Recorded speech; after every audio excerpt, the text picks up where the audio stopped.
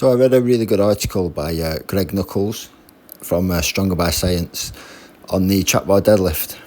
It was basically saying how it was underrated, and it was a really great tool for building strength.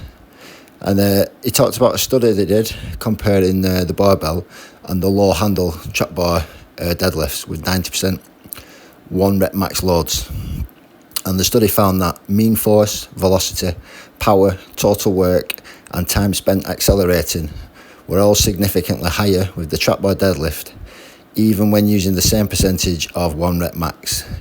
This favours the case that trapbar deadlifts may have more direct carryover to athletic performance than barbell deadlifts, which I found interesting. He also did a study of it was called the hip hinge continuum, where he basically outlined the lifts that were pure hinges all the way down to a pure squat.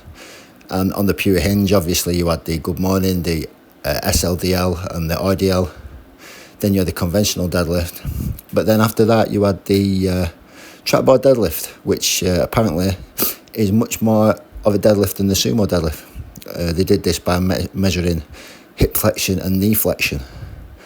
So I know a lot of powerlifters and a lot of strength people ridicule almost a trapbar, but really it is more of a deadlift than the sumo, which is very interesting. He also goes on to say that in essence the trapbar deadlift works your back and hip extensors almost as hard as the conventional deadlift, with the added benefit of also providing a little extra stimulus for your quads. So I think for your general population, strength training and non-powerlifters, the trapbar deadlift is a great tool. Another study showed that peak power and peak velocity with a variety of loads are higher with the trapbar deadlift than the conventional deadlift.